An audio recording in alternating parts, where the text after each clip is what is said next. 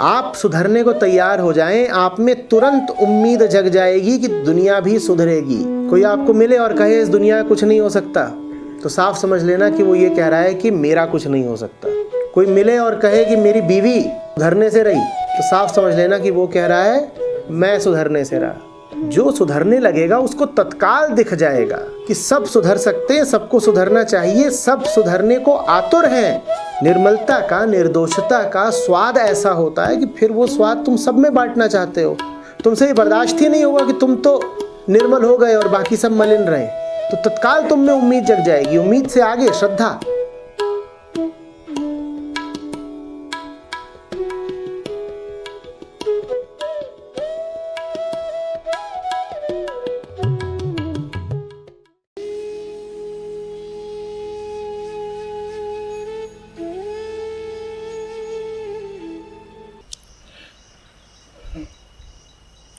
जो तुधु भावै साई भली कार। जो तुधु भावै साई भली कार। जो तुझे भाता है वही भला है। जो तुझे भाता है सो ही भला है।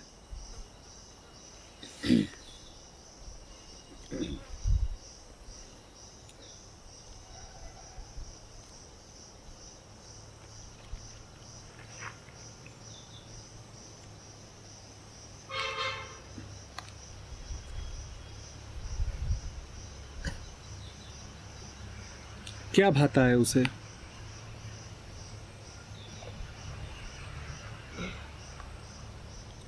क्या भाता है उसे?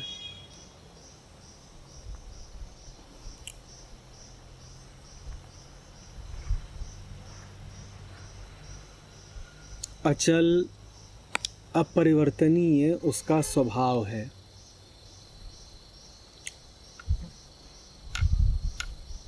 कुछ ऐसा नहीं जो उसे उसके आसन से डिगा सकता हो, भला चाहे बुरा।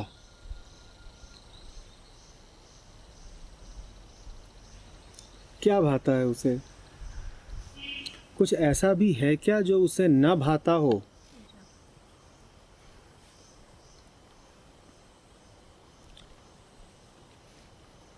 केंद्र पर वो पूर्णतया अडिग है।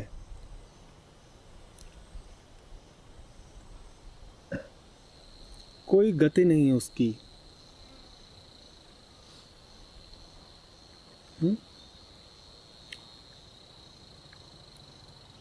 अचल अटल।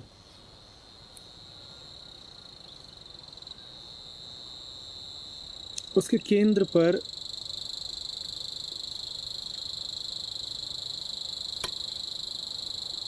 भाने न भाने का प्रश्न ही नहीं पैदा होता। तो नानक कह रहे हैं वही मनुष्य भला है जो वैसा ही हो कि उसका केंद्र सदा अनछुआ रहे।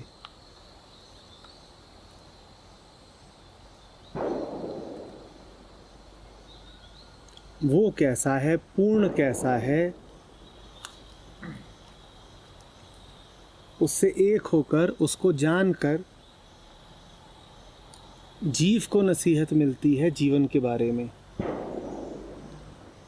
तो कैसा है पूर्ण?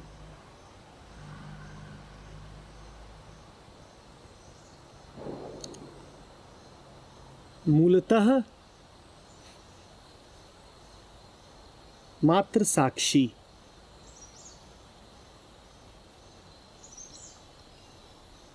वैसा ही हो सके यदि जीव, तो इसी में उसकी भलाई है।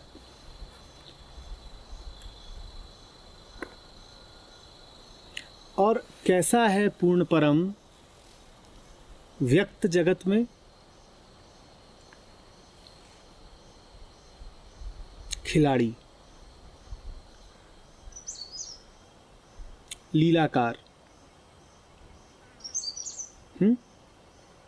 ऐसा ही नहीं है क्या वो? साक्षी भी है और खिलाड़ी भी है, अनछुआ भी है और रेशे रेशे में मौजूद भी है। नानक कह रहे हैं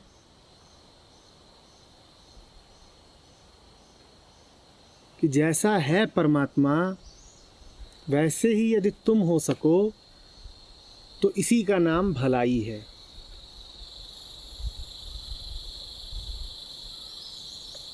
केंद्र पर अनछुए और बाहर मौज में, जैसे चारों तरफ उसकी लीला व्याप्त है, जैसे कुछ भी उसके लिए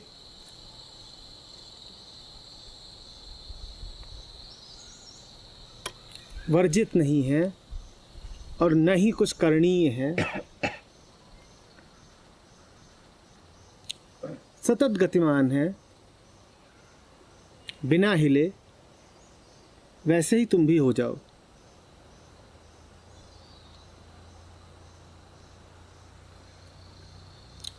जो तुधु भावे साई भली कार, किसी को भी उसका स्वभाव ही भाता है, वहीं पर आनंद मिलेगा तुम्हें जब तुम अपने स्वभाव जैसे ही रहोगे। तो कैसा है ब्रह्म का स्वभाव, क्या है पूर्ण का स्वभाव, वही हम देख रहे हैं।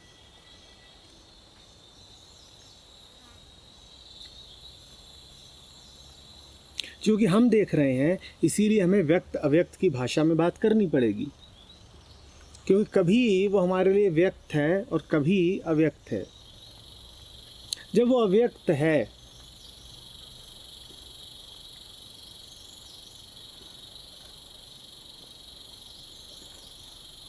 तब वो शांत स्थिर साक्षी भर है, निश्चल।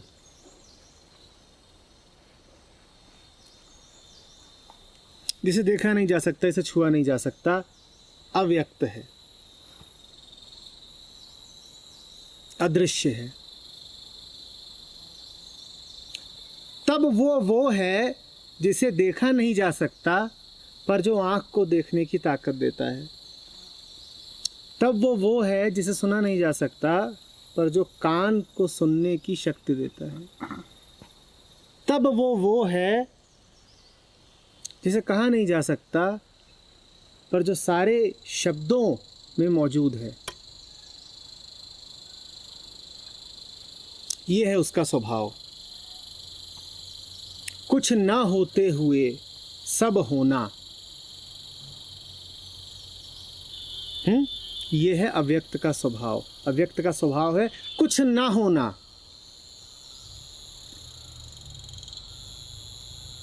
कुछ ना होना किस संदर्भ में, किस अर्थ में? हमारे अर्थ में, क्योंकि हमारे लिए कुछ वही है जो इंद्रियों की पकड़ में आए। जब वो अव्यक्त है तब वो कुछ नहीं है, उसको हम उसका केंद्र कहेंगे। वहाँ वो कुछ नहीं है, मूलतः कुछ नहीं है। वही कुछ नहीं जब व्यक्त होता है तो सब कुछ है, ऐसा है वो। नानक कह रहे हैं उसके ही जैसे हो जाओ। वो कुछ नहीं है और इसी कारण सब कुछ है। कुछ भी ना रहो,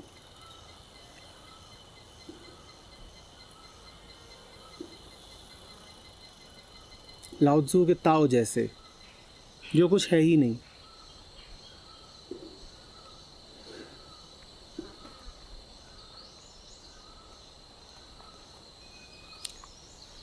नसीहत है कि कुछ न होने में ही तुम्हारी भलाई है।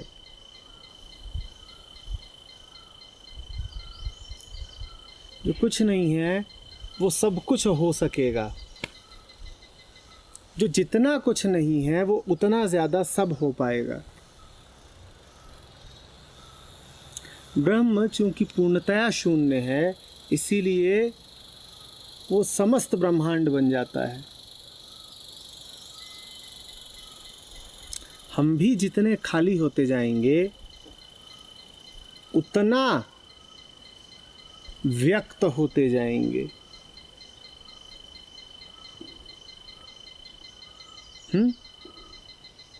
कटे नहीं रहेंगे, उतना पूर्ण होते जाएंगे।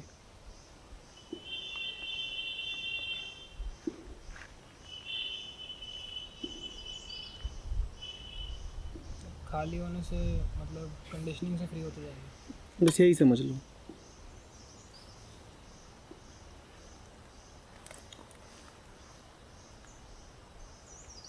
उसके बाद जगत में कुछ भी कहीं से भी कटने की ज़रूरत नहीं पड़ेगी।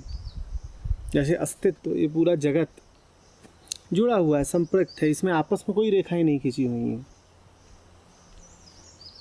इसमें कोई अंदरूनी रेखाएं हैं ही नहीं,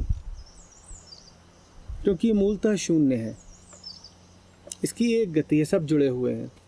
पहाड़ों से नदी का संबंध है, नदी से बादलों का संबंध है, बादलों का समुद्र से संबंध है, समुद्र का तट से संबंध है। सब आपस में जुड़े हुए हैं और कोई किसी को ऊंचा नीचा, भला बुरा, सही गलत नहीं कह रहा है। सब अपनी अपनी जगह स्थापित हैं और कह पाना मुश्किल है कि कौन क्या है, क्योंकि बिना पहाड़ के बादल नहीं, पहाड़ और बादल एक ही हैं। बिना बादलों के नदी नहीं, नदी और बादल एक हैं। हमारी आँख चूँकि उस पूरे तंत्र को एक साथ नहीं देख पाती है, इसीलिए हमें काट काट कर नाम देने पड़ते हैं। हम देख ही नहीं पाते हैं कि ये एक ही हैं। समुद्र से भाप का उठना, भाप का बादल बनना, बादल का पहाड़ से टकराना, पहाड़ों पे वर्षा का होना, वर्षा से पेड़ों का उठना, हमें दिखाई ही नहीं पड़ता ये एक ही चीज़ हो रही है, क्योंकि इस पूरी प्रक्रिया में समय है। जहाँ समय है वहाँ बंटवारा है। फिर हम कहते हैं अलग अलग है। हम नहीं कह पाएंगे कि समुद्र और पेड़ एक ही चीज़ है, वो एक ही है। तो ऐसा अभिव्यक्त होता है वो जो शून्य होता है, अनछटा, अनकटा। वहाँ कुछ कटा नहीं रहता, वहाँ सब एक है, एक सहज व्यवस्था है। जहाँ कोई वर्जनाएं नहीं और कोई मजबूरी भी नहीं, जहाँ कुछ ऐसा नहीं है जो विशेषतया करणीय है और कुछ ऐसा नहीं है जो अकरणीय है।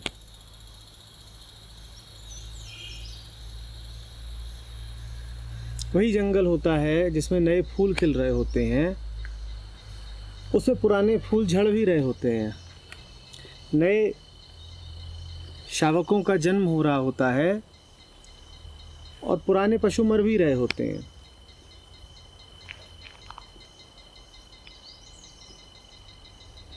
न कोई विशेष उत्सव है, न कहीं कोई मातम है,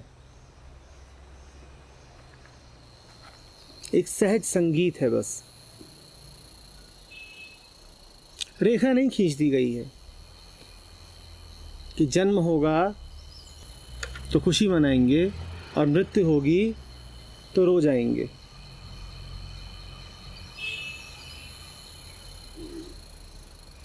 जन्म हो या मृत्यु हो, अस्तित्व के केंद्र पर कोई अंतर नहीं पड़ता और इसी को लीला कहते हैं। इस बात को ध्यान से समझ लीजिए। जब बाहर जो कुछ चलता रहे उसका आपके केंद्र पर कोई प्रभाव ही न पड़े, उस स्थिति को लीला कहते हैं। वो मात्र तब हो सकता है जब बाहर जो कुछ चल रहा है आप उसमें चुनाव ना करें, क्योंकि यदि चुनाव हुआ तो अंतर पड़ेगा।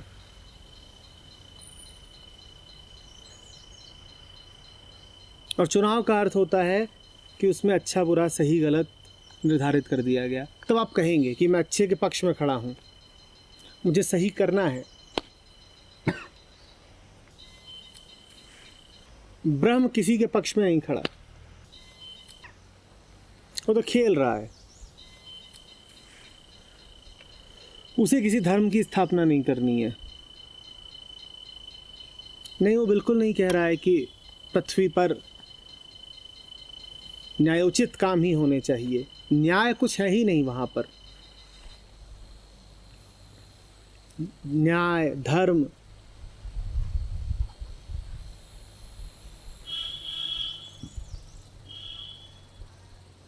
ये सब शब्द मायने ही नहीं रखते हैं पूर्ण के लिए।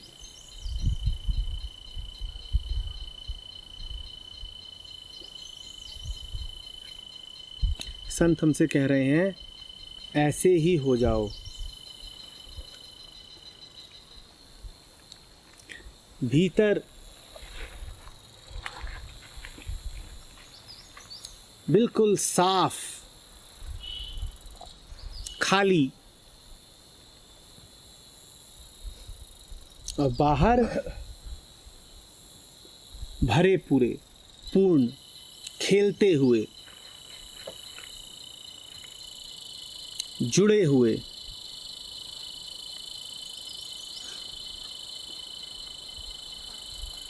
बाहर जो कुछ हो रहा है उसमें लगातार भागीदार बनो।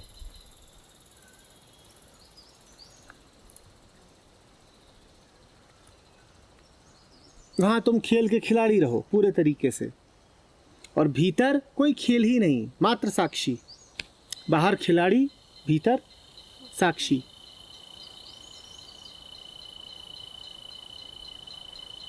बाहर बाहर गति चलती रहे और भीतर अगति बनी रहे।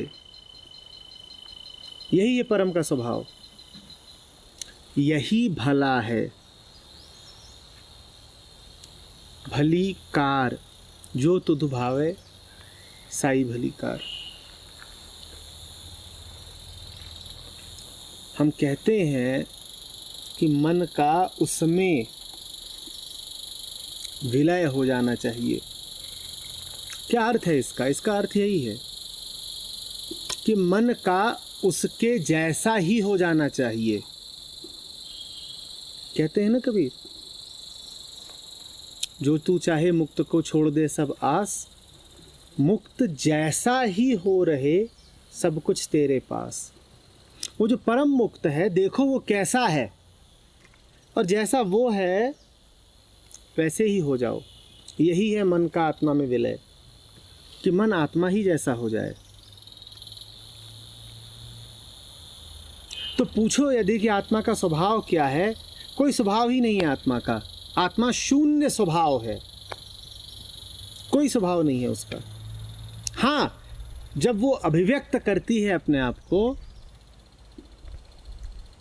तब उसके कुछ गुण देखने को मिलते हैं, क्योंकि होंगे। तुम्हें उन गुणों की परवाह करने की जरूरत नहीं है। तुम्हें तो ये देखना है कि आत्मा का, कि परम का मूल स्वभाव क्या है। वो यदि होगा तो अभिव्यक्ति अपने आप हो जाएगी। केंद्र ठीक होगा तो परिधि पे जो होगा वो अपने आप ठीक हो जाएगा। आत्मा का मूल गुण है निर्लिप्तता।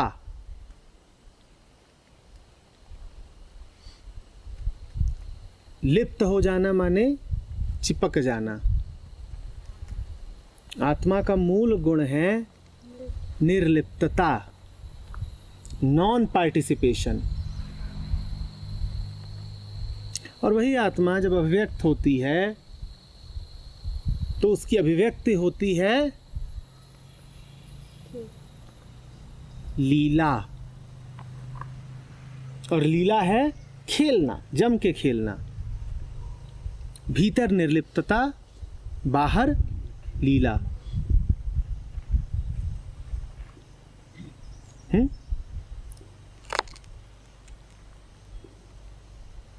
पर लीला करने की चीज नहीं है कि हम लीला कर डालेंगे। लीला तो सहज फल है निर्लिप्तता का। बाहर तुम खेल सको उसके लिए आवश्यक है कि भीतर पहले निर्लिप्त रहो, साक्षी रहो, अनछुए रहो। जो भीतर से अनछुआ है वही बाहर बाहर पूरे तरीके से खेल सकता है, सबका हो सकता है, पूरे से जुड़ सकता है, समष्टि का अंग बन सकता है। अन्यथा बाहर भी, जीवन में भी वो कटा कटा रहेगा, हिस्सों में बटा रहेगा।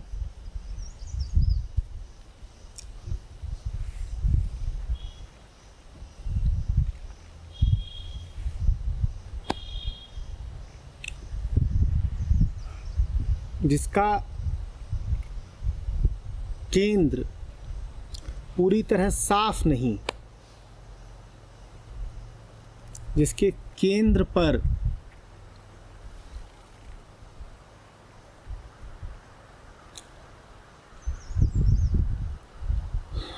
प्रभाव हैं, कब्जे हैं, वो जगत में भी प्रभावित ही रहेगा।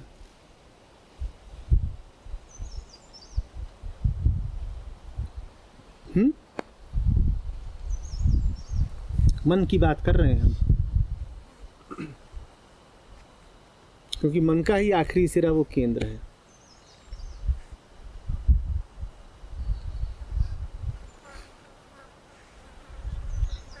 स्वाभाविक सी बात है, हमें लगता है कि जाने कि हम परम को कैसे भा सकते हैं। नानक कह रहे हैं, जो तुझे भावे सो भला।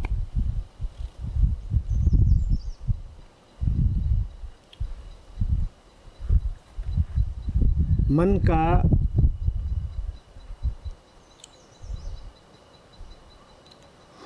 आदिकालीन प्रेम है उससे,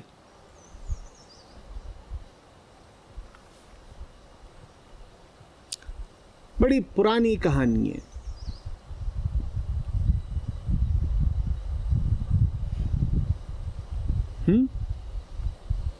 तो मन जानना चाहता है कि कैसे उसे भा जाऊं, कैसे उसे पसंद आ जाऊं।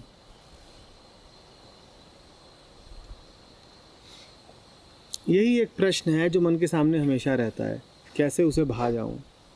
भले मन को स्वयं भी ये पता हो चाहे न पता हो, पर जूझ मन हमेशा इसी एक प्रश्न से रहा है, पिया को पसंद कैसे आ जाऊं, क्या करूं कि उसे पसंद आ जाऊं, मुझे भा ले, वो मुझे स्वीकार कर ले। तो यही है समाधान। उसको वही पसंद है जो उसके जैसे हैं, क्योंकि जो है सो वही है, इसीलिए उसे वही पसंद है जो उसके जैसे हैं। जितना उसके जैसे होते जाओगे उतना उसके करीब आते जाओगे, जितना उसके करीब आते जाओगे उतना उसके जैसे होते जाओगे, जितना करीब आते जाओगे उतना उसे पसंद आते जाओगे, जितना उसे पसंद आओगे उतना और करीब आओगे। उसे वही पसंद जो उसके जैसा। तो जानो कि वो कैसा। और यदि अपने मानस में पाते हो कि उसके विपरीत गुण भरे हुए हैं, उसके विपरीत धारणाएं बैठी हुई हैं, तो जान लो कि ये धारणाएं तुम्हें दुख ही देंगी, उससे दूरी ही देंगी। उन धारणाओं को त्याग दो।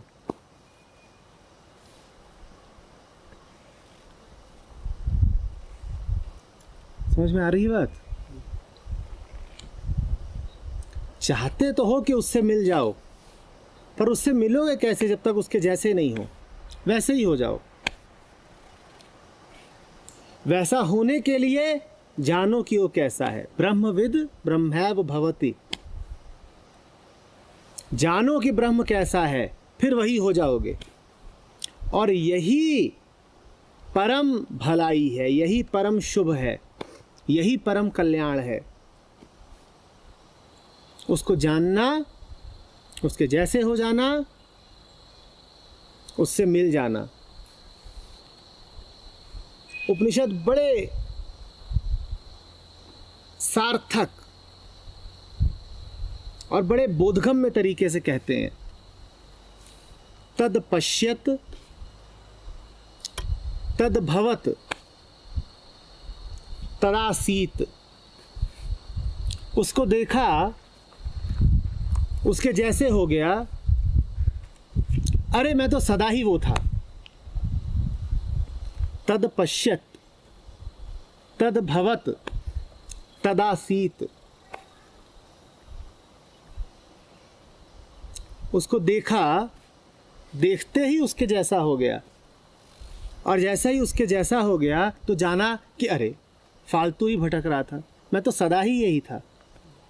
कब ऐसा हुआ है कि मैं ये न रहा हूं? बस भ्रम था, भ्रम हटा नहीं कि काम हो गया।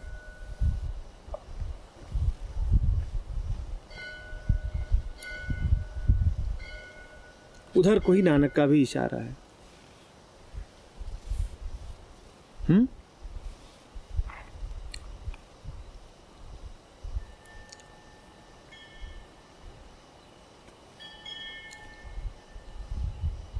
सागर की लहर सागर के विरुद्ध तो नहीं जा सकती ना। जो सागर का स्वभाव सो लहर का स्वभाव।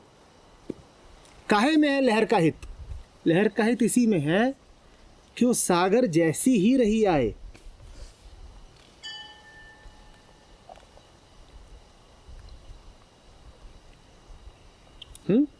तो उसके जैसे रहे आओ। ठीक है, यही है।